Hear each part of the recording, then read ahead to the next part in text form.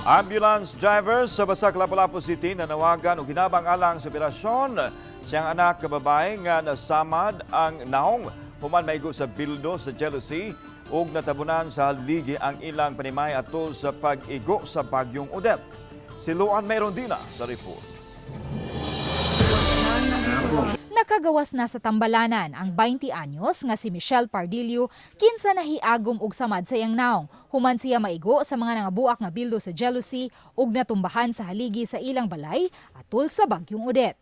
Niadtong higayuna, gigakos ni Michelle ang iya mga manghod lakip na ang 3 anyos nga si Sabrino John Clarkston kinsa nakutluan gayud sa kinabuhi human maigo ang o. Ang 3 anyos niyang manghod nalubong na niadtong Disyembre 23 apan pabiling gitago ang maong panghitabo kang Michelle kay natroma pa kini. Si Michelle kasamtangang gipapuyo uban sa iyang mga iyaan sa Toledo City samtang nagpaabot pang maoperahan. Matud sa iyang amahan nga si Melchor kinsa ambulance driver sa barangay Basak Lapu-Lapu City, maglisod pagkaon si Michelle kay naapektuhan ang tanan niyang ubos nga ngipon. Mga binog sa madra na nakuan man di ay kanang naigom des kahoy.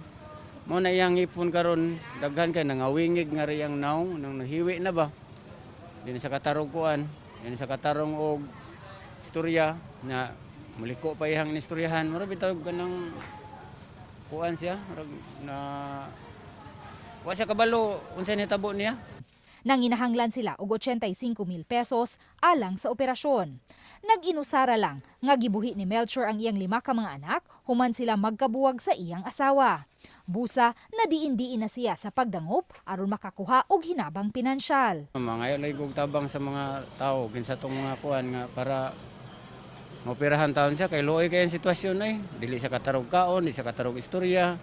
Nya napayang iyahang inistoryahan musimang sa trauma ba.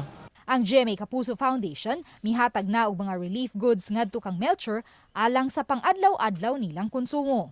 7 ka tuig ng ambulance driver si Melchor sa Barangay Basak. Busa sakit alang kaniya nga nag-inusara lang siyang may rescue sa iyang mga anak. Uban ni Marlon Melgazo, Luan Mayrondina, Balitang Bisdak.